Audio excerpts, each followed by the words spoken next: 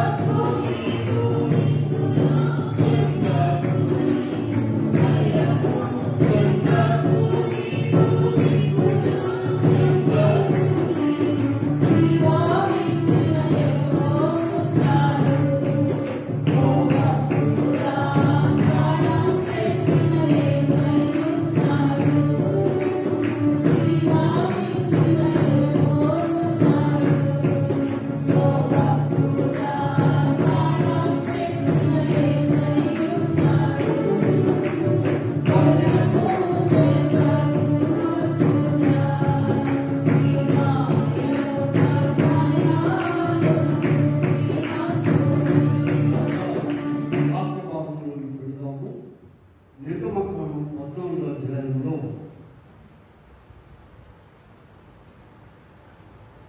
13వ వచనం చదువు. అందుకు మోషే, భయపడకుడి, మీకు నేను తొలగించి మీరు ఊరట నేను చుండి చూడు, ఐగుప్తీయులను ఎన్నడూ చూడరు. తర్వాత మీ పక్షమున మీరు ఊరకయే ఉండాలని చాలు. ప్రియమైన దేవుని బిడ్డలారా, ప్రభు నామమున కృపా సమాధానములు దేవుడికి అందరికీ అనుగ్రహించును గాక. వాక్యం ఉంది, దేవుని వాక్యం అండి.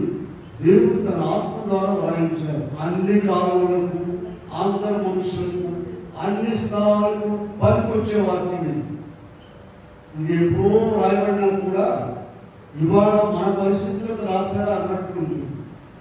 వాక్యమును మనము మన జీవితాలను అన్వయించుకోవాలి, మనకు అన్వయించుకోవాలి. వాక్యం ఏదో అక్కడేదో జరిగింది అని అది విని రావడం కాదండి, మనం దీనిని అన్వయించుకోవాలి. చూద్దాం వాక్యంలో. ఇక్కడ చూడండి, ఐగుప్తు దాస్యము నుండి ఇశ్రాయేలీయులను దేవుడు మోషే నాయకత్వంలో విడిపించి నడిపించుకొస్తున్నారు. ఊరికినే కాదు, అనేక అద్భుతాలు, గొప్ప కార్యాలు చేశారండి. వాటన్నిటిని వాడు కనులారా చూశారు. చివరికి మీరు ఎక్కడికి వచ్చారంటే వారి ప్రయాణంలో ఎర్ర సముద్రం దగ్గరకు వచ్చేసారండి. వెనకాలే ఐగుప్తు సైన్యం తరుపుతుంది. ఇప్పుడు చాలా ఇరుకులో పడిపోయారు.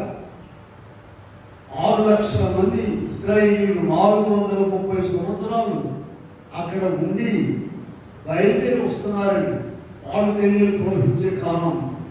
వాక్యం జాగ్రత్తగా వినాలి. మనము దేవుడు ఎలాగో మనం తీసుకొచ్చాడు కానీ ఇక్కడ దాకా మనం కాదండి వచ్చింది. దేవుడే ఒక మెడకి తాడు కట్టి తీసుకొచ్చాడు, మర్చిపోదు. నన్ను కూడా అంతే, నేనే పెద్ద మామగాడు. వాక్యం విందాం, భద్రపరుచుకున్నారు అన్నమాట. చూడండి, అసలు ఎటు వెళ్ళడానికి వీలేదు వాడు. అయితే ఇక్కడ దేవుడు ఏం చెప్తున్నాడంటే, మీరు ఊరకే నిలుచుండి చూడండి. ఉరికి నిల్చోడానికి అమ్మా సమస్య వచ్చింది, ఇబ్బంది వచ్చింది, పోలు వచ్చింది, ప్రమాదం కానీ లోపల బీపీ పెరిగిపోతుంది. అసలు ఏం లేదు, ఊరికినే దేవుని యొక్క భయం నా తండ్రి నాతో ఉన్నాడు, నాకు సహాయం చేస్తాడనే నమ్మిక నీలో ఉంచే బీపీ పెరగదు. ఊరికే నిల్చోమన్నారని 15వ వచనంలో చూడండి. అంతలో యెహోవా మోషేకు మొరపెట్టుచున్నాము, సాగిపోవుడి అని ఇశ్రాయేలీయులతో చెప్పు. దయచేసి ఈ ఒక్క మాట ఇదను జ్ఞాపకం చేసుకో. సాగిపోవుడి అని ఇశ్రాయేలీయులతో దేవుడు చెప్తున్నాడు. ఎట్లా అండి? అసలు ముందుకు పోవడానికి లేదు, వెనకపోవడానికి లేదు, ఎట్టుకోవడానికి లేదు. దేవుడు ఏం చెప్తున్నాడు? సాగిపోవుడి. ఈనాడు మనకు కూడా మన సమస్యలు, చిక్కులు, ఇరుకులు, ఇబ్బందులు, కష్ట నష్టాలు అన్నీ కూడా ఎర్ర సముద్రంలాగా ఉన్నాయండి. దేవుడు ఏం చెప్తున్నాడు? మనం వెళ్ళడానికి వీలేదు. దేవుడు ఏం చెప్తున్నాడు? ఏమో చెప్పండి. సాగిపోవుడి. ఏమి అడ్డం రాదు. పాట రాస్తారు కదా, ఎర్ర సముద్రము నీ ఆజ్ఞ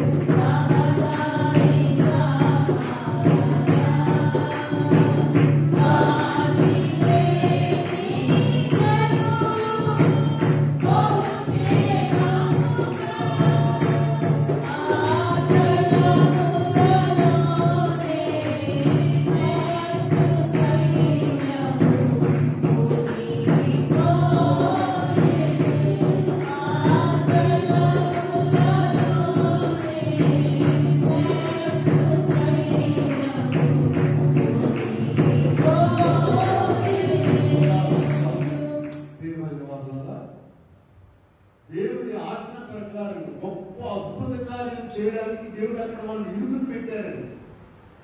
దేవుడు గత కాలంలో చేసినటువంటి వాటిని జ్ఞాపకం చేసుకోవాలి.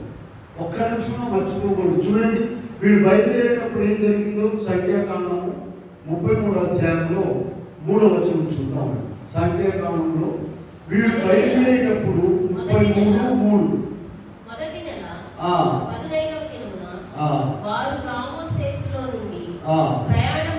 ప్రయాణమై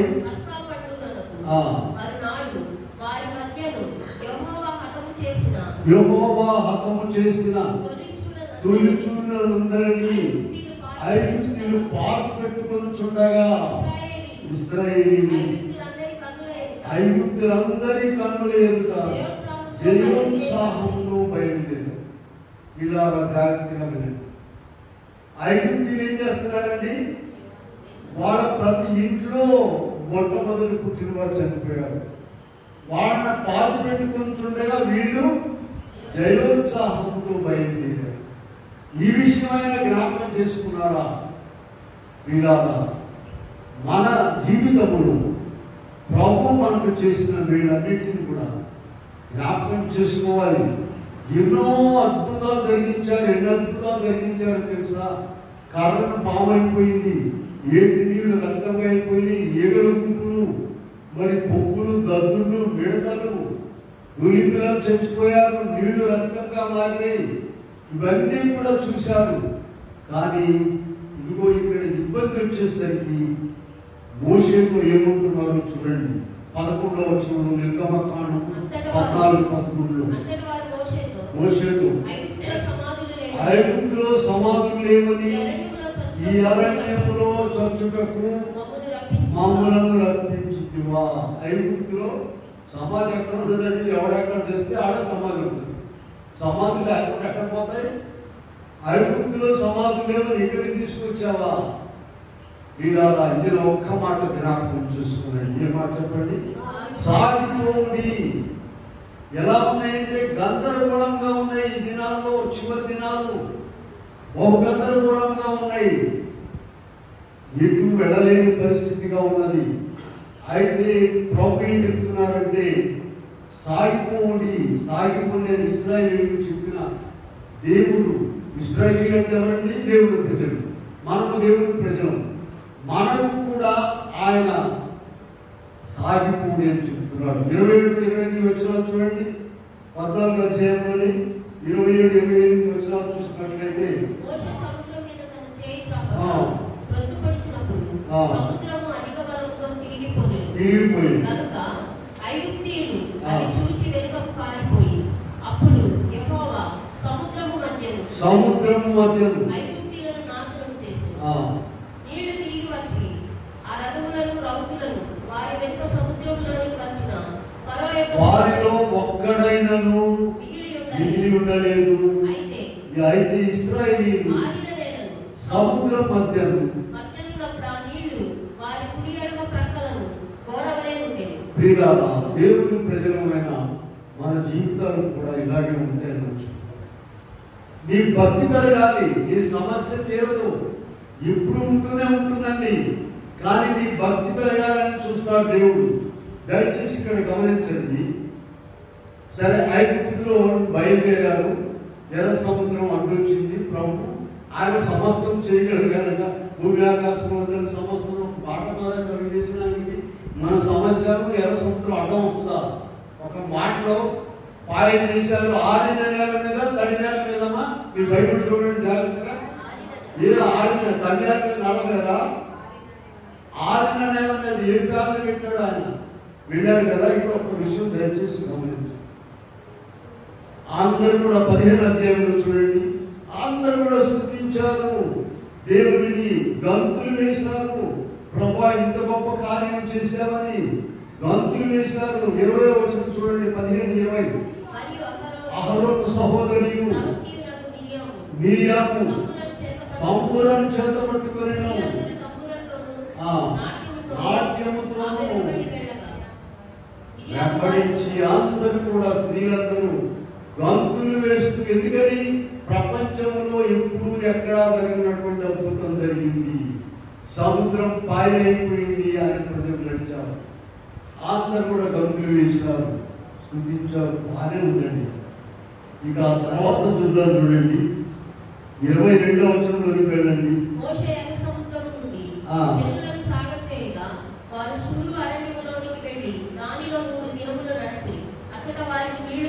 అందులో వాళ్ళు మారాకు చేరి 3 దినాలు నడిచారండి. వింటున్నారమ్మా? 3 దినాలు నడిచారు, మారాకు చేరుకున్నారు. అక్కడ నీళ్లు దొరుకుతారు. చాలా నీళ్లు ఉన్నాయి కానీ అక్కడ నోట్లో పోస్తే విషము. ఎలా మళ్ళీ అక్కడ మొదలు పెట్టారు. ఏం చేస్తున్నారు ప్రజలు? 24వ వచనంలో మేమేమి త్రాగుదామని సడుగుకొనగా. దయచేసి ఇక్కడ గమనించండి. గొప్ప అద్భుత కార్యము ప్రపంచంలో ఎప్పుడు ఎక్కడ జరిగిన కార్యం చేసి దేవుడు చేశాడా? వీళ్ళు చేశారమ్మా? మరి ఇందులోనే మరొక సమస్య వచ్చింది. దేవుడు ఎలా చేస్తాడో, దీన్ని ఎలా తప్పిస్తాడో అని ఆలోచించాలి. కానీ అక్కడే కృంగిపోయి అక్కడే ఆగిపోకూడదు. అలా చాలా మంది ఆగిపోయారు. వీళ్ళారా వారికి బ్రహ్మాండంగా చేయొచ్చు కదా ప్రయాణాన్ని. మరి అంతలోనే ఎందుకు? వారి భక్తి పెరగాలి, వారు దేవుడి మీద ఆధారపడాలి, ప్రతి విషయంలో దేవుడి వైపు చూడాలి, ప్రతి అడుగులో దేవుడి వైపు చూడాలని ఆయన కోరుకుంటున్నాడు. అలాగూ చూడడానికి, నడిపించడానికి నీకు శ్రమ కావాలి, ఇబ్బంది కావాలి. హాయిగా కాలు మీద కాలేసుకుని కూర్చుంటే కుదరదండి. వీళ్ళ ఇక్కడ మనం చూసినట్లయితే మారా అనేటువంటి స్థలానికి వచ్చేసారు. 15వ అధ్యాయంలో చివరి చూస్తున్నాము. 24వ వచనం, ప్రజలు మేమేమి త్రాగుదామని అతడు యెహోవాకు మొరపెట్టాను. యెహోవా అతనికి ఒక చెట్టు చూపించాను. నీళ్ళలో వేసిన తర్వాత వింటున్నారు జాగ్రత్తగా. మనం ఏమనుకుంటామంటే, ఎందుకు అసలు అక్కడ చేతి నీళ్ళు ఎందుకు ఉండాలి, ఆయన చెట్టు ఎందుకు చూపించాలి, ముందే మంచి నీళ్ళు చేస్తే పోలా అని అనుకుంటాం మన జ్ఞానాన్ని.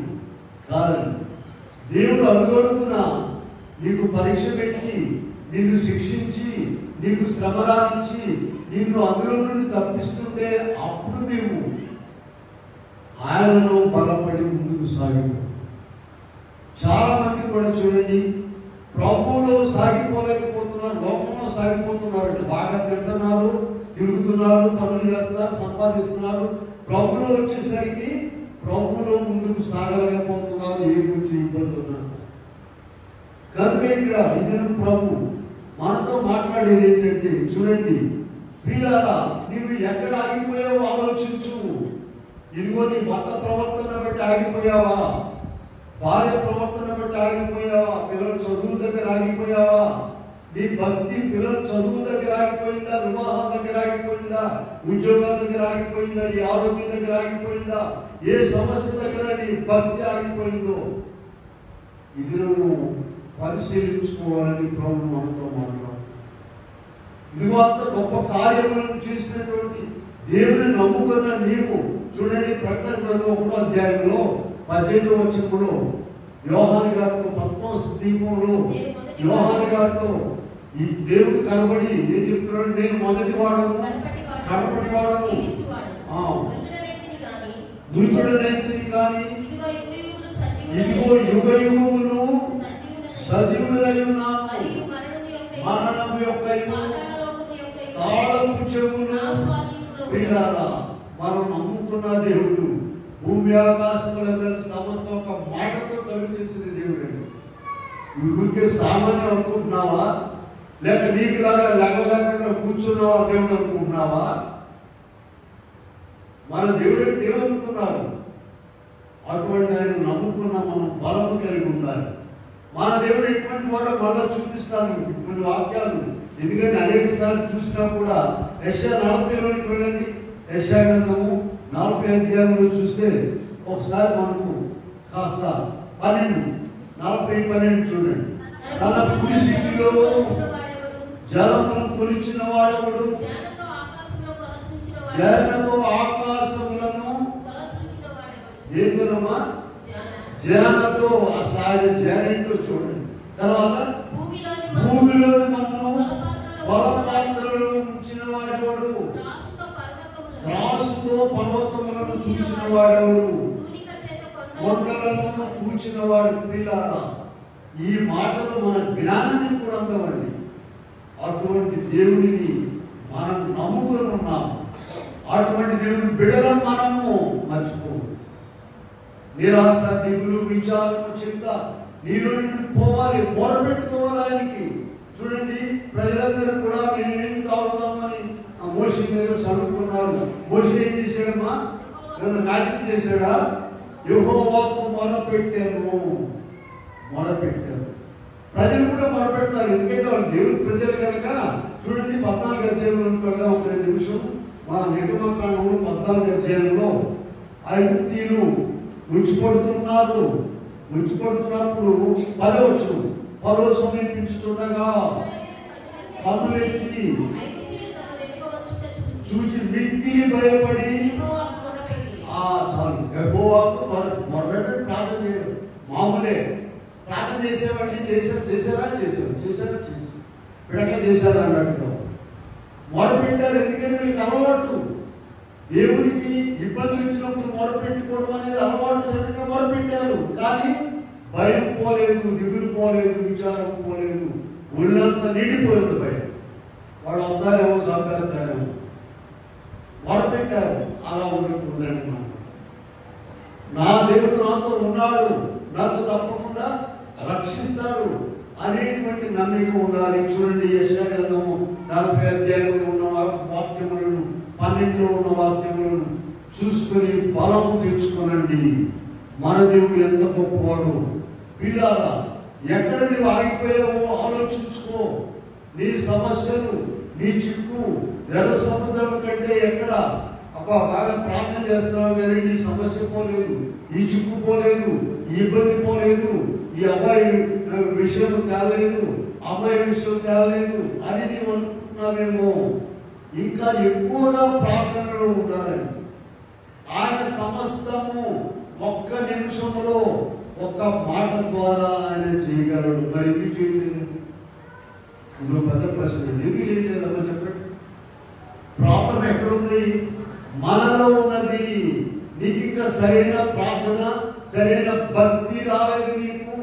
అది రావడానికే దేవుడికి చూస్తున్నాడు, నీ కూడా కనిపెడుతూ ఉన్నాడు. ఇంకా ప్రార్థన చేయాలన్నమాట. చూడండి, కనుక ప్రియమైన వారు, ఇప్పుడు మనము మత్తయి సువార్తలో ఇందాక 18వ వచనంలోనికి వెళ్దాం చూడండి. మత్తయి సువార్త 18వ అధ్యాయంలో 7వ వచనంలో ఏముందో చూడండి. అభ్యంతరముల వలన అభ్యంతరములు రాక తప్పవు. శ్రమ. పిల్లరా, అభ్యంతరాలు పాపలోకంలో ఉన్నాం, మనము మంచి శరీరంతో ఉన్నాము, తప్పదు అభ్యంతరాలు వస్తాయండి. అయితే ఎవరి వలన అభ్యంతరాలు వస్తాయో వారికి శ్రమ. అక్కడ ఇంకా రాస్తారు చూడండి.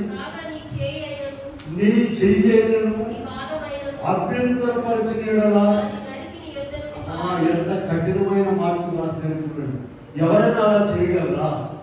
నీ చెయ్యి పాదము అభ్యంతరపరిస్తే ఏం చేయాలంటే దాన్ని నరికి పారవేయాలట. 2 చేతులు కలిగి నీవు పడుట కంటే పిల్లారా, లోకంలో మనం కనబడతాం. ఒక చెయ్యి ఉన్నవాడిని, కుంటోడిని, గుడ్డోడిని. పర్లోక రాజ్యంలో అట్టడు ఎవరు ఉన్నాడు? 2 కళ్ళునే ఉంటాడు. గుడ్డోడు అసలు దొరకడు, కుంటోడు అసలు దొరకడు.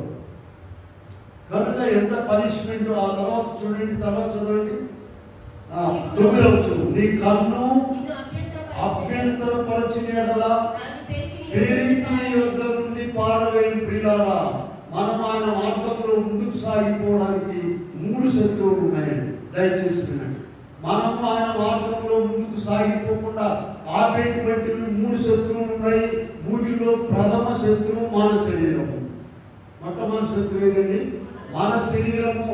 కొంచెం ఇబ్బంది ఉంటే బతికించడమే. ప్రాణం లేదు, ఆదివారం లేదు, ఊళ్ళో పనులు మాత్రం పరుగులు. రోగం వచ్చినా కూడా వెళ్తారు. ఎక్కడన్నా ఏమైనా ఎత్తే నాకు పీకండి. పీడారా, శరీరం అభ్యంతరం పరుచుకుంటుంది. దాన్ని ఏం చేయమన్నారు? నరికి నీ యొక్క నుండి. అంత పనిష్మెంట్ శరీరాన్ని ఇస్తేనే కానీ నీవు ప్రభువులో సాగిపోవడానికి వీలు. కనుక ఇదేనా ప్రభు మనతో మాట్లాడుతున్నారు.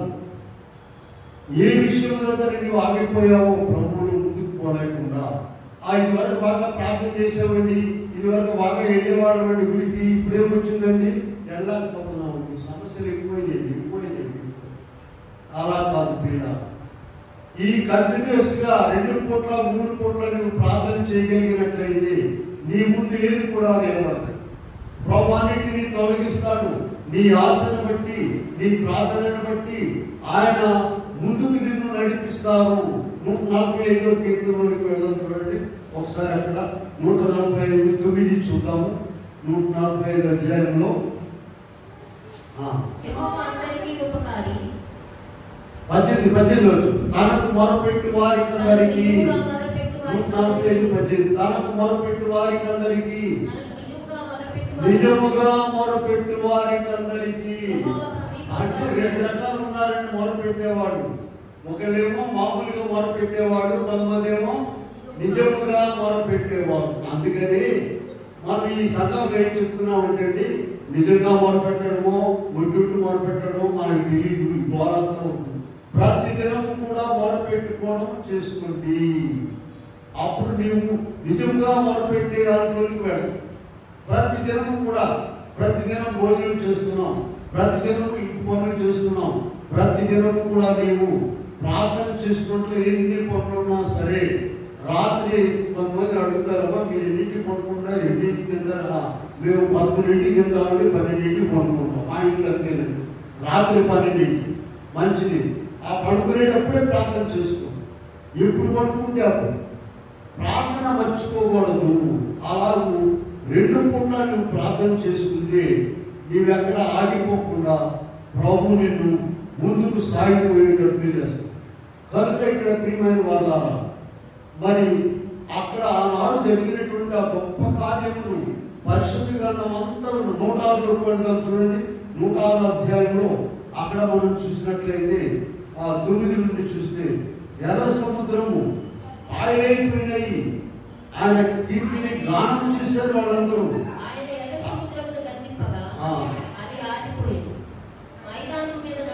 మైదానం మీద నడుచున్నట్లు వెంటనే అక్కడ ఏం చేసేటమ్మా మర్చిపోయి. అలా మనము మర్చిపోయే వారముగా ఉండకూడదని ప్రభువు మనల్ని ఈ దినము హెచ్చరిస్తూ ఉన్నారు. వీళ్ళారా మనము ఆగిపోకుండా ఉండడానికి ప్రభు అనేక ఏర్పాట్లు చేశారండి. గ్రంథంలో ఎన్నో విషయాలు ఇచ్చారు. చూద్దాం, ఒకసారి చూడండి. కీర్తన గ్రంథము 91వ అధ్యాయం మనం వెళ్ళినట్లయితే అక్కడ 4:7 చూడండి. తన రెక్కలతో నిన్ను కప్పును, నీ ప్రక్కను 1000 మంది పడినను 10,000 మంది కూలినను. నీకు నమ్మకం ఉందా? దేవుని వాక్యం అంటే నమ్మకం ఉందా? దేవుడు అంటే నమ్మకం ఉందా? విశ్వాసం ఉందా? ఎవరు చెప్పిన మాట ఇది? దేవుడు జీవము కలిగిన దేవుడు చెప్పిన మాట. ఆ మాట నీవు నమ్మినట్లయితే నువ్వు ఆగిపోవు. ఎంత శ్రమ అయినా కూడా ఆగిపోవు, ముందుకు సాగిపోతావు. ఒక శ్రమ వచ్చిందండి, ఒక ఇబ్బంది వచ్చిందండి, సడన్ గా ఒక 20,000 రూపాయల అవసరం అండి, పని వచ్చేసింది, నష్టమో ఏమి వచ్చేసింది. డబ్బులున్న వాడు ఏం చేస్తాడా? అన్నదా అదే ఉందా? 50,000 ఉన్నాయి కిలోలో, 20,000 తీసుకురావాలి. ఎంత నమ్మకం వచ్చింది? డబ్బున్నది కనుక అటువంటి నమ్మిక నీకు రావాలి. సాయంత్రం ప్రార్థన చేస్తాం, రండి ప్రార్థన చేస్తాం, అయిపోతే లేదు అనేటువంటి విశ్వాసము లోనికి నీవు రావాలి. అదే భక్తి అండి. వాడు పని లేకుండా చేస్తున్నారు, ప్రార్థన చేయడం పని లేదు, ఆడడం పని లేదు, చేయడం పని లేదు అనేవాటి నీవు నాశనం అయిపోతుంది. ప్రార్థన చేస్తాము. ఇక్కడ వాక్యం చెప్తుందండి, నీ ప్రకారం 1000 మంది కూలినను, నీ కుడి ప్రకారం 10,000 మంది అపాయము రాదు. చూడండి, ఇంకా చూద్దాం. 54 చూద్దాం. యెషయా గ్రంథము 54:17 చూద్దాం. ఇటువంటివి 365 వాగ్దానాలు ఉన్నాయండి. కరుణ బలపరిచి నీకు విరోధముగా రూపింపబడిన ఏ ఆయుధమును మధ్యలను. ఎవరికండి ఇది? ఎవరి గురించి రాస్తారండి ఇది? ప్రభు నమ్ముకునే రోజు ప్రార్థన చేసి ఆయన పాదాల దగ్గర ఉన్న వాళ్ళ దగ్గరే కానీ ప్రభు నమ్ముకోకుండా ఏదో నమ్ముకున్నామండి ఆ కబుర్లు చెప్పి తిరిగేటువంటి వారి కొరకు కాదు. వాక్యాలు మర్చిపోతారు. యోహాను 14:14 ఏం రాస్తారంటే, యోహాను 14:14 మీరు నా నామమున నన్ను ఎవరండి? ఎవరైతే ఆయనను నమ్ముకుని హృదయపూర్వకంగా రాత్రి పగళ్ళు ఆయన సన్నిధిలో మొరపెట్టుకుంటారో, ఆయన బిడ్డలను అనిపించుకుంటారో వారి కొరకు రాసింది. అది ఎవరు పడితే ఆయనకి కాదండి. ఇప్పుడు మేము వచ్చాం, మాకు ఏంటి ఇప్పుడే నమ్ముకున్నాము, నేను నమ్ముకున్నాను, ఇవాళ ఏంటి సమస్య వచ్చిందంటే అదే జరిగింది. అటువంటి వారి కొరకు ఇటువంటి వాగ్దానాలన్నీ కూడా నీవు నీ సమస్యలు, చిక్కులు, ఇరుకుల దగ్గర ఆగిపోకుండా ప్రభువులో సాగిపోవడానికి ఇవన్నీ కూడా ప్రభు మన కొరకు రాయించారు. వీళ్ళారా ఇది మామూలు మార్గం కాదు. అలాగే రోమపత్రికలోకి వెళ్తాం చూడండి. ఇందాక ఆరాధన చదివాము. రోమపత్రికలో 8:31 దేవుడు మన పక్షమున ఉండగా మనకు విరోధి ఎవరు? అక్కడ ఒక పెద్ద లిస్ట్ ఇచ్చారు చూడండి. 37 నుండి చూడండి. మనలను ఎడబాపు వాడేవారు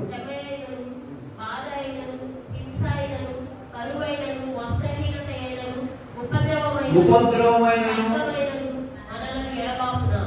38వ వచనంలో 39 ఒక 10 ఉన్నాయండి చూసుకోండి. మరణమైనను, దేవదూతలైనను, ఉన్నమైనను, అధికారులైనను, లోతైనను మన ప్రభువైన యేసుక్రీస్తునందరి ప్రియులారా, ఈ మాటలు చాలా విలువైనవి, బలమైనవి. జుంటి పేర దారుల కంటే నీవెంతవరకు నమ్ముతున్నావు? వీటిని ఎంతవరకు, ఇవి ఎంతవరకు నీకు బలమిస్తున్నాయి? ఎంతవరకు? సమస్య రాగానే మనం ఆలోచించేది ఏంటంటే ఎక్కడ పోదామా, ఎవరి దగ్గర సహాయం దొరుకుతుందా అని ఆలోచిస్తూ ఉంటాం. కానీ ప్రార్థన చేద్దామనే మనసు రావాలండి. ప్రార్థన చేద్దాం గట్టిగా, రేపు పట్టుబట్టి 2 రోజులు చేద్దాం ప్రార్థన, ప్రభు సహాయం చేస్తారు, ఈ ఇబ్బంది పోతుంది అనేటువంటి విశ్వాసము, నమ్మిక ఎవరికి ఉంటుందండి? భక్తిలో ప్రభువును ముందుకు సాగిపోయేవారు. వెంటనే లోక సమాధానం ఆలోచిస్తాం, మంచిదే. వాళ్ళని ప్రభు తీసుకొస్తాడు. ఇలా 4 పుస్తకాలు రాసినాడు ప్రభు కృపను బట్టి. మేము దివారాత్రులు ప్రభు సన్నిధిలో ఉండి 5వ రాస్తున్నాము. 5వ దాంట్లో మా సాక్ష్యం రాయాలని అనుకున్నాము. ప్రభు మాతో ఎక్కడెక్కడ ఏం మాట్లాడా. ఇప్పుడు 35 ఐటమ్స్ రాసామండి. ప్రభు మాకు జవాబిచ్చి మాతో స్వయంగా మాట్లాడినటువంటి జరిగింది. ఈ మాట మేము ఇక్కడ కాదు ఎక్కడైనా చెప్తాము. చూడండి, ఆ విజయవాడలో మేము అద్దెకుండే ఇంటికి అద్దెకుంటుంటేను, సరే మంచి ఇల్లు లేదు, ఇంటి కొంత తిరగాలని సమ్మర్ హాలిడేస్ తిరుగుతున్నాం. దయచేసి వినండి ప్రోగ్రాం. ఆ తిరుగుతున్నాము. ఇప్పుడు రోజు సెలవు కదా, ఇద్దరిని రోజు తిరుగుతున్నాం. ఆ బజారు ఈ బజారు కాలేజీ దగ్గర ప్రార్థన చేస్తున్నాము. ప్రభు ఏం చెప్పారంటే, మీరు ప్రార్థన చేయండి, తిరగక్కర్లేదు, వాడే మీ దగ్గరకు వస్తారు. ఇదేంటంటే ఇంటింటికి తిరిగినా ఇల్లు దొరకకపోతే ఇంటి ఓనర్స్ అంటే మన దగ్గరకు వస్తారు. వీళ్ళ వింటున్నారమ్మా, జరిగిన విషయము ఇటువంటి ఒక 35 రాసి పెట్టారు. ఇంకా చాలా ఉన్నాయి. మా ఈ 5వ పుస్తకం రిలీజ్ చేసినాక దాంట్లో చూడండి. సరే, అప్పుడు గుర్తించింది మాకు వచ్చేసి, నిజమే ఎక్కువగా తిరుగుతున్నాం, తక్కువ ప్రార్థన చేస్తున్నాము, అసలు తిరగకుండా ప్రార్థన చేస్తూ పోలా అనుకుని 2 పూట్ల 3 పూట్ల ఇద్దరం ప్రార్థన చేస్తూ ఉన్నాము. ఒక ఇల్లు చూసామండి, చాలా బాగుంది అని ఆ తలుపు కుట్టామండి. తలుపు కుట్టిన వాడు ఏం చెప్పారంటే, మీరు నెలైందండి వచ్చి చేరి ట్రాన్స్ఫర్ అయితే ఒక నెలతో ఎందుకు ఖాళీ చేస్తారు, సరే వెంటనే వచ్చి ప్రార్థన చేస్తాం. ఆ ఇంటి ఓనరు మధ్యాహ్నం మా ఇంటికి వచ్చి మేము ప్రార్థన చేస్తూ ఉంటే అదే ఇంటి ఓనర్ వచ్చాయా, మీరు రోజు ప్రార్థన చేస్తారంటారు కదా, పాటపాడి కుటుంబ ప్రార్థన మా ఇంట్లో ఉండండి అని చెప్పి. ఎక్కడ మాకు ఏంటంటే, మేము చూసి వచ్చాం కదా, నెలలో లేని ఫస్ట్ లైన్లో ఆ ఇల్లు, మరి అది నెలలో కదా కొంచెం వెళ్ళిపోతున్నారండి. వీళ్ళండి వీళ్ళ లూకాసు వార్త 1:37 చూసుకున్నాం. లూకాసు వార్త 1వ అధ్యాయము 37వ వచనంలో ఏముందో చూడండి. దేవుడు చెప్పిన ఏ మాట అయినను నిరర్ధకము కానేరదు. వీళ్ళారా, ప్రార్థన చేయాలి, ప్రభు కనబడి మాట్లాడతాడు, ప్రభు జవాబిస్తాడు. నిన్ను ఇరుకులో వదిలిపెట్టాడు ఆయన, నిన్ను విడిచిపెట్టాడు, ఎప్పుడు కూడా విడిచిపెట్టడు అనేటువంటి విశ్వాసం నీలో ఉన్నట్లయితే వీళ్ళారా, ప్రభు మనల్ని తప్పకుండా. ఇది ఇరుకు మార్గం అండి. మత్తయి సువార్త 7వ అధ్యాయంలో 13-14 వచనాలు చూసినట్లయితే, యేసు క్రీస్తు ప్రభు మార్గం ఇరుకు మార్గం అండి.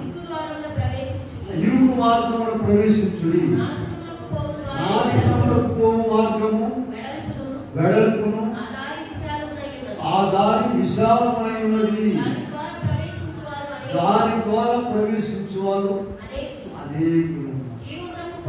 జీవమునకు పోవు మార్గం ఇరుకును, సంకుచితమునై ఉన్నది. ప్రియులారా, ప్రతి దినము కూడా భయం కలిగి ఉండాలి, ప్రార్థన చేసుకోవాలి, వాక్యం చదవాలి. ప్రభువా, నీ చిత్తమేంటో, నీ చిత్తమేంటో. ఇలాకు ప్రభు వైపు చూసేటువంటి పద్ధతి అలవర్చుకోవాలి. లోకం వైపు చూసేవాళ్ళు చాలా మంది ఉన్నారండి. అబ్బో, గొప్ప గొప్ప ఉన్నారండి. వాళ్ళందరూ నమ్ముకోలేంది ఏంది ప్రభు అని అనుకుంటారేమో మీరు. వీళ్ళారా, ఇది ఇరుకు మార్గంలో విశాలత ప్రభు కలుగు చేస్తాడు. కనుక ఎక్కడ నేను ఈ దినం ప్రభు మనతో మాట్లాడుతున్నారు, ఎక్కడ నీ భక్తి ఆగిందో. లోకంలో ఆగలేదండి. లోకంలో ఏమో స్పీడ్ వెళ్ళిపోతున్నాం. ఏ పనులు, ఉద్యోగాల్లో స్పీడు, పనుల్లో స్పీడు అంతా బాగానే ఉంది. కానీ భక్తిలో, ప్రభువులో ఎక్కడ నీవు ఆగిపోయావో ఆలోచించుకొని ప్రార్థన చేసుకుంటే, నా నామమున ఏమడిగారు 14:14లో, యోహాను 14:14లో, మీరు నా నామమున నన్ను ఏది అడిగినాను చేతును, ప్రభా నాకు భక్తినే దయచేయండి అని ప్రార్థన చేస్తే. చూడండి, ఇంకోటి యోహాను సువార్తలోనే 6:37 కూడా చూద్దాం. 6వ అధ్యాయంలో 37వ వచనంలో చూడండి. నా యొద్దకు వచ్చి వారిని, అక్కడ ఉంది చూడండి ఆ మాట.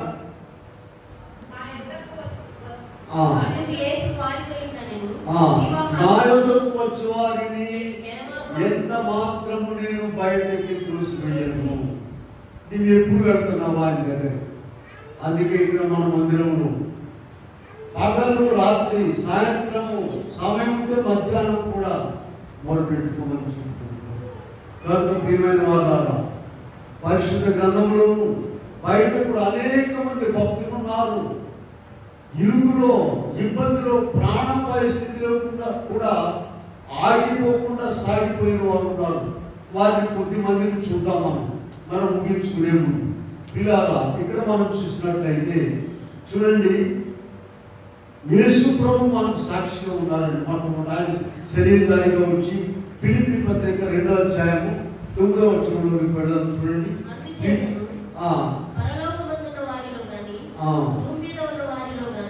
భూమి మీద ఉన్నవారు చూడండి, ఆ శ్రమను తట్టుకున్న తర్వాత ప్రభు ఆ శ్రమలో వెనక తగ్గకపోయినందువల్ల ప్రభుకి ఎంత ఘనత వచ్చిందో చూడండి.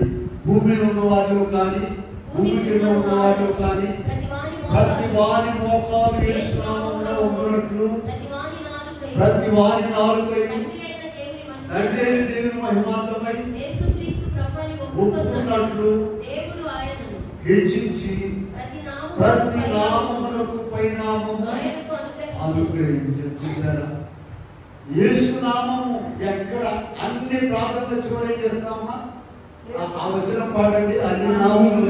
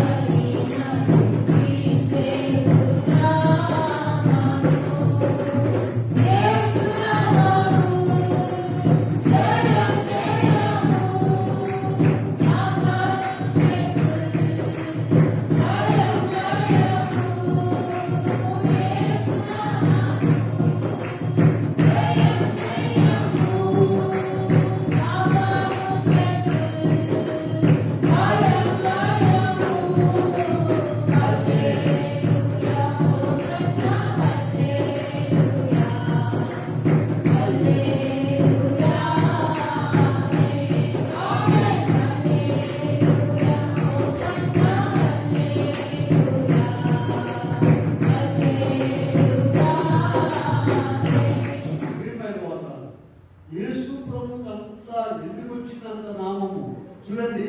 ఫిలిప్పీ పత్రికలో ఉన్నాము 2వ అధ్యాయంలో 6వ వచనం నుండి చూద్దాం. ఆయన కలవాడై ఉండి విడిచిపెట్టకూడని మనుష్యుల పోలికగా పుట్టి తన్ను తానే చేసుకునేను మరియు కనబడి మరణము పొందినంతగా చూపిన వాడై అందువలన భూలోకములోను పరలోకములోను అన్ని నామముల కంటే పైన శ్రమ పడితే నీకంత గొప్పగా ఇచ్చేస్తావు. ఇలా మనకు తెలిసి ఇంకో విషయం చూద్దాం. యోగ శ్రమలు అందరికీ తెలుసు కదండి. ఆయన కుమార్తెలు ఆస్తి మొత్తం అన్ని పోయినాయి. ఇప్పుడు 42వ అధ్యాయంలోకి వెళ్దాం. చూడండి, చివరి అధ్యాయంలో 12వ వచనం చూడండి. యోగు గారి విషయం అన్ని సహించాడు. మొదట ఆశీర్వదించిన దానికంటే మరి ఎక్కువగా ఆశీర్వదించను. చదవమా.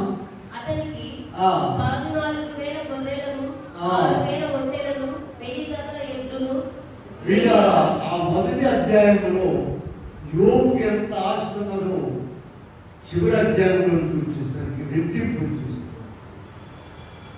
ఎందుకని వచ్చింది చెప్పండి. ఆయన శ్రమలలో ఆగిపోలేదు, సాగిపోయాడు. ఒక్క మాట మనం జ్ఞాపకం చూస్తాం. ఎంత శ్రమైనా సరే పిల్లలా నీ శక్తిని బట్టి, నీ డబ్బును బట్టి, నీ జ్ఞానాన్ని బట్టి, నీ ఆరోగ్యాన్ని బట్టి, లేక ఊళ్ళో ఉన్న నీ పలుకుబడిని బట్టి నీవు ముందుకు పోలేవు, ఏది కూడా జయించలేవు.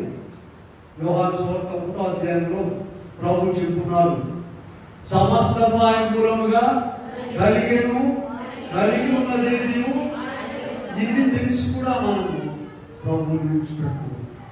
యోబు గారు ఎంత శ్రమైనా సరే, ఎంత కష్టమైనా సరే ఆయన విడిచిపెట్టకుండా ఉన్నాడు కనుక ప్రియులారా 12వ వచనంలో మొదట ఆశీర్వదించిన దానికంటే ఎక్కువగా నేను నా బైబిల్లో ఈ అంకెలను వేసుకున్నాను. మొదటి అధ్యాయంలో ఉన్నాను. 7,000కు బదులు 14,000, 3,000కు బదులు 6,000, 500 జతల ఎడ్లకు బదులుగా 1000 జతల ఎడ్లు ఆ దినాల్లో సంపదను అలా కొలుస్తారు. ఎందుకని ఇంత గొప్ప జయం వచ్చింది చెప్పండి అమ్మా.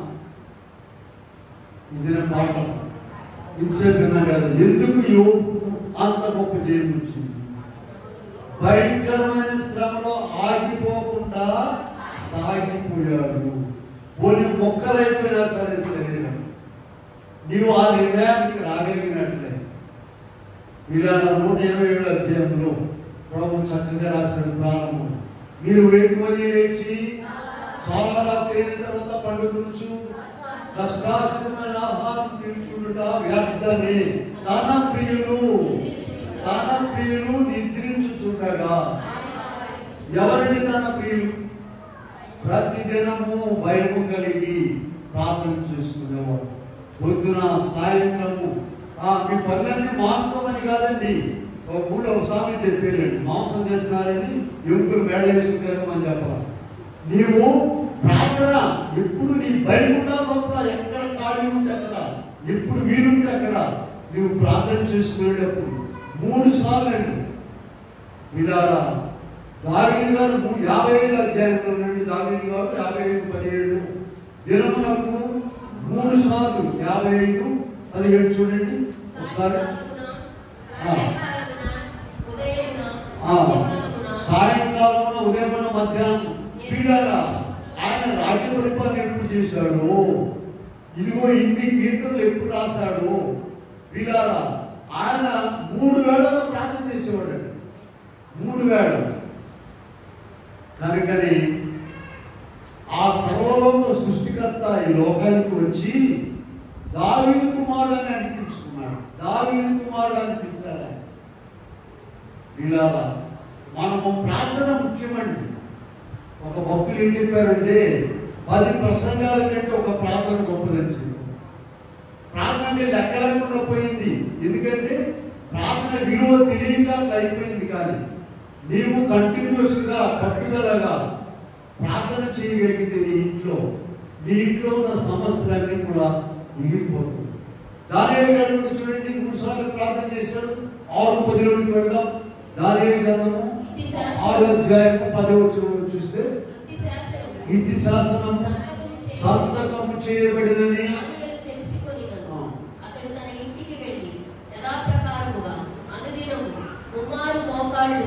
అనుదినము ముమ్మారు మోకాళ్ళుని వింటున్నారమ్మా. మనం ఏమనుకుంటున్నామంటే దానియేలు గారి 10 పాటలు అనుకుంటాం. ఒక వచనం చూడండి 6వ అధ్యాయంలో 1వ వచనం. తన రాజ్యమంతటి పైన అధిపతులుగా ఉండుటకు దర్యావేషణకు ఇష్టమాయను. వారి పైన 3 ప్రధానులుగా నియమించను. ఆ 3 ఎవరు ముఖ్యులండి? దానియేలు గారు. ఇలా వింటున్నారు వాక్యం. కాసేపు ఉంటే ముగించేస్తాం, ఏం పర్వాలేదు. మళ్ళీ మన యంత్రాంగంలోకి వెళ్ళిపోతాం. చూడండి ఆయన 120 మంది దేశం మొత్తం మీద ప్రధానులు ఉన్నారు. వాళ్ళలో 3 దానియేలు ముఖ్యుడు. నీ బైబిల్లో మనం చూడండి ఇటువంటి దానియేలు, బాధ్యత కలిగిన దానియేలు ఎన్నిసార్లు ప్రార్థన చేస్తున్నాడమ్మా? మనం ఎన్నిసార్లు తింటున్నాం ఆ రోజుకి? తెల్లవారేపాటికి జనానికి ఆకలి అయిపోతుంది. రోజు మారిపోయింది కదా, పూర్వకాలం కాదు. ఇశ్రాయేలీలు 3 దినాలు నీళ్ళు లేకపోయినా నడిచారు. 3 దినాలు. ఇప్పుడైతే బాటిల్ ఎక్కడ పెట్టుకోవడం, బాటిల్ ఎక్కడుంటే గుర్తు తడిపితేనే లేదు. సరే, దేవుడు కావాల్సిన ఇస్తూనే ఉన్నాడు. పిల్లారా దానియేలు గారు 3 మాటలు ఒక దినంలో 3 సార్లు ప్రార్థన చేయడం ద్వారా సింహాలను వాడని ఏం చేశాడు చెప్పండి? మూసేశాడు. ఆయన సింహాల మోడల్ పాడండి వచ్చు.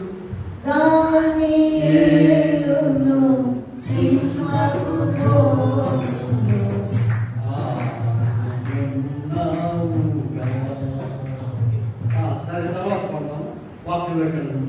ఇప్పుడు మన కొరకు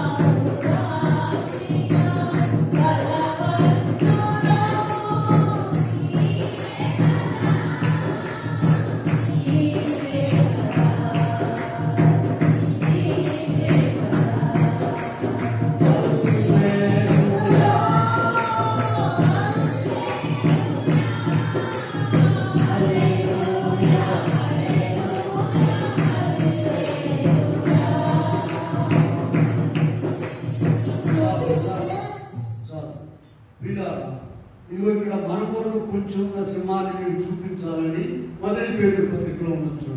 దానియేలు గారి కంటే సింహం ఉన్నదని మాకే ఉందని అనుకుంటున్నారేమో. మొదటి పేతురు పత్రిక 5వ అధ్యాయంలో 8వ వచనం, నిబ్బరమైన బుద్ధి గలవారై ఉండుడి, మీ విరోధి అయిన అపవాది గర్జించు సింహం వలె. దేవరాశనం వల్ల వినడమా కొరకటమా?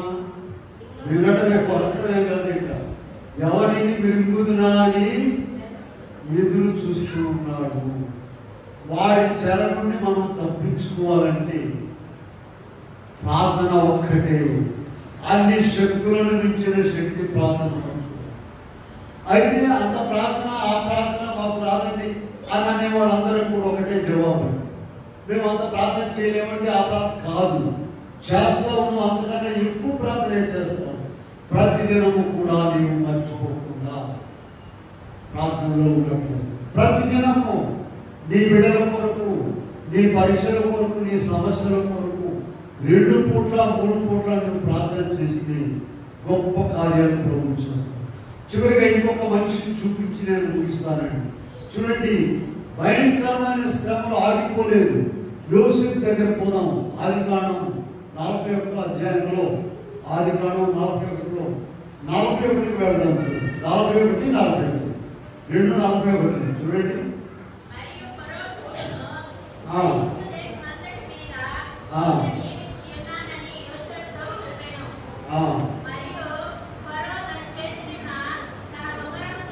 వారు చూడుము, ఐగుప్తు దేశం అంతటి మీద నిన్ను నియమించి ఉన్నానని యోసేపుతో చెప్పాను. మరియు ఫరో తన చేతులున్న ఉంగరము తీసి పెట్టి సన్నపు నార తొడిగించి తన 2వ రథం మీద ఎక్కించాను. వందనము చేయడని అతని ముందర జనులు కేకలు వేయించున్నారు. ఎక్కడి నుండి తీసుకొచ్చారండి? ఏంటి? చెరసాలలో నుండి. దయచేసి గమనించుకోండి, చెరసాల నుండి ప్రభు మాటలు మాత్రం జవదాట్లేదు. అయ్యో, నేను ఇంత నీతిగా ఉన్నాను, ఇంత ప్రార్థన చేస్తున్నాను, నాకు ఇన్ని దర్శనాలు వచ్చినాయి, నాకు ఇంత గొప్ప కార్యం జరిగింది, నేను ఎందుకు శ్రమలో ఉండాలి, నేను జైలు ఎందుకు ఉండాలి? ఇదిగో పొతీఫర్ ఇంట్లో గొప్ప శోధన ఎదుర్కొని జయించాను నేను అని దిగులు పడలేదు. ప్రభు ఎప్పుడు సహాయం చేస్తాడు. ఇందాక మొదటి పేతురులో చదివాను చూడండి. 5వ అధ్యాయంలోకి వెళ్ళండి. అక్కడ ఒక మాట ఉంది. 5వ అధ్యాయం ఇందాక మనం చదివిన దగ్గర ఒక చిన్న మాట ఉంది. దయచేసి అందరూ తీసుకోండి. దేవుడు తగిన సమయమందు అనే మాట ఒకటి చూడండి. దేవుడు తగిన సమయమందు మిమ్మల్ని హెచ్చించినట్లు. తగిన సమయం అంటే ఏంటమ్మా? నువ్వు చెప్పే సమయమా? ఆయన ఇష్టమైన సమయమా? ఆయన ఇష్టమైన సమయమా? నువ్వు చెప్పే సమయం. 2 పెడతావు నువ్వు కూడా. ప్రభు 31వ తారీఖు లోపల జరగాలి. అసలు చేయడు, నువ్వు డేట్ పెట్టావు, అసలు చేయడు. ఆయన అసలు చేయడు. చూసుకో, సుప్రీంకోర్టుకి ఇంకా న్యాయం చెప్తారు. వాళ్ళు కూడా ఇప్పుడు తప్పు న్యాయాలు చెప్తున్నారండి. ఎవరెక్కడ ఆర్డర్స్ ఇవ్వలేదు. వీరాలా ఆ తగిన సమయం కొరకు యోసేపు కనిపెట్టాడు, మర్చిపోబాకండి. ఆ తగిన సమయం వచ్చేదాకా సాగిపోతూనే ఉన్నాడు. ఆయన పొద్దుపరింట్లోనండి ఆయన భార్య ద్వారా గొప్ప శోధన వచ్చిందని జయించాడు కదా. జయించినప్పుడు ఆయన ప్రమోషన్ వచ్చింది. ఎక్కడికి? జైలు. ఇంట్లో నుండి జైలు. ఇదేనా యేసుప్రభు నమ్ముకుంటే? ఇదేనా? ఇదే కాదు ప్రియులారా. ఒకేసారి విదేశీయుడు ఏం చేస్తారంటే మా ఊళ్ళో కొడుకున్నాడు. ఆడు 10 ఏళ్ళ ఎత్తున్నాడు. పొరుగురోడు ఆడు మరి తలకాయ చెప్పి బాగా ఆడు 30 ఏళ్ళు పెట్టి ఏ ఊరమ్మా? పొరుగురోడు. ఈ యోసేపు ఏ ఊరోడు? స్వదేశీయుడు కాదు. ఆయన ఒకేసారి తీసుకెళ్ళి ఎక్కడ పెట్టారు? సింహాసనం మీద. ఆయన పవర్ ఎంత ఉందో చూడండి. ఇక్కడ ఏం చెప్పారంటే, ఇక్కడ వరు చూడుము 41వ అధ్యాయంలో ఉన్నాం కదా మనం. ఎవరైనా సరే 40వ చూద్దాం. నీవు నా ఇంటికి అధికారం ఉండవలను, ప్రజలందరూ నీకు సింహాసనం విషయంలో తప్ప. మరియు పొరుగు చూడుము, ఐగుప్తు దేశమంతటి మీద నిన్ను నియమించి ఉన్నాను అని చెప్పి ఎంత పౌరం చేసిందో చూడండి. ఒకేసారి ఇలా అంత అధికారం రావాలంటే ఎప్పటిదాకా ఆగాలండి? మొదటి పేతురు పత్రిక 5వ అధ్యాయంలో ఇప్పుడే చూసాం. దేవుడికి తగిన సమయమందు నిన్ను హెచ్చించున్నట్లు ఆయన బలిష్టమైన చేతి కింద. వీళ్ళ విసుగుదల రాకూడదు. దిగులు, విచారము, చింత, అవిశ్వాసం ఇవన్నీ కలిపి నిన్ను భక్తిహీనతలోనికి తీసుకెళ్ళాలి. అందుకని అలా భక్తిహీనతలు వెళ్ళకుండా కానీ ప్రతిరోజు కూడా సెల్ ఫోన్లు ఉన్నాయేమో అందరి దగ్గర. సెల్ ఫోన్ లేకుండా చార్జ్ పెడుతున్నారా? చార్జ్ పెట్టకపోతే ఏమైందమ్మా? తెలుగులో చెప్పండి. చచ్చిపో. నీవు కూడా ప్రతిదినం 2 పూట్ల ప్రభు సన్నిధిలో ఛార్జ్ పెట్టుకోకపోతే, మనంతా వైర్లెస్ ఛార్జ్ పెట్టుకోకపోతే నీవు కూడా సచ్చినవాడితో సమానం. చచ్చిపోయిన వాళ్ళు ఏం చేయలేరు. కనుక అలా తెల్లారి పట్టిన అందరూ పోట్లాడి, పిల్లలు తల్లుని పోట్లాడి, ఏం ఛార్జ్ పెట్టండి, ఏం పెట్టండి, ప్రార్థన చేయండి కాదు. వాడు ప్రార్థన చేయకుండా దిగినాడు ఏమన్నా ఛార్జ్ పెట్టుకుంటు ఫోన్ ఛార్జ్ పెట్టుకోరు. ప్రధానమంత్రి ఫోన్ చేస్తారు. వీరా అంత ఆశ నీకు దేవుని సన్నిధిలో బలం పొందాలి. ఎఫెసీ 6:10 పోయాడు. పౌలు గారు ఒక మాట చెప్పారు అక్కడ. ఎఫెసీయులకు రాసిన పత్రిక 6వ అధ్యాయం 10వ వచనంలో చూసినట్లయితే, తుదకు ప్రభు యొక్క మహాశక్తిని బట్టి. ఈ బలం కదండి కావాల్సింది. లోకంలో ఉన్న బలం కాదు నీకు కావాల్సింది. లోకంలో ఉన్న బలం ద్వారా నీకు ఇంకా నీరసము, అవిశ్వాసము, దిగులు, విచారం ఎక్కువైతే కానీ వాటి వల్ల ప్రయోజనం లేదు. దేవుని బలం పౌలు గారు రాశారు. తుదకు ప్రభు యొక్క మహాశక్తిని బట్టి ఆయన యందు బలవంతులై ఉండుడి. ఆ బలం ఎలా వస్తుందంటే ప్రభు సన్నిధిలో ప్రతిదినం 100 మాటలు కాదండి, 100 ప్రసంగాలు కాదండి, ప్రతిదినం కూడా 2 పూట్ల 3 పూట్ల నీవు ప్రభు సన్నిధిలో మొరపెట్టుకున్నట్లయితే నీ చిక్కులు, సమస్యలన్నీ విడిపోతాయి. నువ్వు ముందుకు సాగిపోవడానికి, నువ్వు ఆగిపోకుండా సాగిపోవడానికి ప్రభు సహాయం ఇచ్చారు. ఇంకా ఏది కూడా నీకు చాలా డబ్బు ఉందండి, అకౌంట్లు ఉన్నాయి, డిపాజిట్లు ఉన్నాయి, ఇక్కడ పని కావట్లేదు, ఆరోగ్యం లేదు, నామేమో ఏం చేస్తా డబ్బు, ఆ డబ్బు వదిలిపెట్టి ఎన్నో చాలా మంది ఉన్నారు. వీళ్ళాగా కనుక ప్రభు సన్నిధిలో మనం ఉన్నట్లయితే, మొరపెట్టుకున్నట్లయితే మనము ఎక్కడ కూడా ఆగిపోకుండా సాగిపోయారు. వీళ్ళ ఇశ్రాయేలీలో చాలా మంది ఏం చేశారంటే ఇలా విమర్శించి ఆగిపోయి రాలిపోయారు. అరణ్యంలోనే రాలిపోయారండి. పాల్పేనీలే ప్రవహించే కాలానికి వెళ్ళలేకపోయారు. కనుక ఇవన్నీ కూడా మనకు బుద్ధి రావడానికి ఒక్క వాక్యం చూపించి ముగిస్తాను నేను. 1 కొరింథీ పత్రిక అందరికి చూడండి, 10వ అధ్యాయంలోకి వెళ్దాం. ఒక్క వాక్యం చూసుకొని మనం ముగించేద్దాం. 1 కొరింథీ 10 ఎక్కడ మనం చూసినట్లయితే వారిలో కొందరు శోధించి సర్పంలో 11వ వచనం చూడండి. 11వ వచనం, ఈ సంగతులు దృష్టాంతములుగా వారికి సంభవించి యుగాంతమందున మనకు బుద్ధి కలుగుటకై రాయబడి తాను నిలుచున్నానని తలంచుకొని వాడు పడకున్నట్లు జాగ్రత్తగా చూసుకొని నిలుచున్నానని వాక్యం పర్వాలేదని చదువుకుంటున్నాను, ప్రార్థన చేసుకుంటున్నాను, గుడికి వెళ్తున్నాను అని తలంచుకునేవాడు, నిలుచున్నానని తలంచుకునేవాడు పడకుండా చూసుకోవాలి. ఇవన్నీ కూడా పరిశుద్ధ గ్రంథంలో అనేక విషయాలు రాశారు. ఇవన్నీ కూడా ఈ సంగతులు దృష్టాంతములుగా వారికి సంభవించి యుగాంతమున మనకు బుద్ధి కలుగుటకై రాయబడింది. అది చాలా విలువైన మాట, బలమైన మాట, 100కి 100 జరిగినటువంటి మాట కనుక వాటి ద్వారా మనం బలం పొందాలి. లోకంలో ప్రియులు అనేక మంది ఉన్నప్పటికీ కూడా దేవుడు మనం ఏర్పరచుకున్నాడు ఆయన బిడ్డలుగా. మనము ఆయన బిడ్డలుగా ఉండాలి, ఆయన వారముగా ఉండాలి. ఒక ప్రొఫెసర్ గారు ఉన్నాడండి, మాకు ఎకనామిక్స్ లో టీచ్ చేసేవాడు. ఆయన కుమారుడేమో చాలా గొప్పగా చదివాడు బాగా, ఒక ఆయనేమో అసలు చదువులేదు, వదలలేదు. ఎవరు కొడుకైనా ఎవరు కొడుకమ్మా మనం ఏం చేస్తాం, మనం చేయి. మేము మా ఊరు వెళ్తున్నామండి. మా ఊరు వెళ్తుంటేను అమ్మగారికి నేను ఒక విషయం చూపించాను. ఒక ఆమె ఆ గేదెలు తోలికెళ్తుంది, పొలం శశిరేఖమ్మ అమ్మాయిని తోలికెళ్తుంటే ఏం చెప్పినమ్మా, వీళ్ళ సొంత అన్నయ్య IPS పాస్ అయింది, నేను బలపడు తోలికి. ఆమెమో గేదెలు తోలికెళ్తుంది, మాకు ఎదురు వచ్చింది.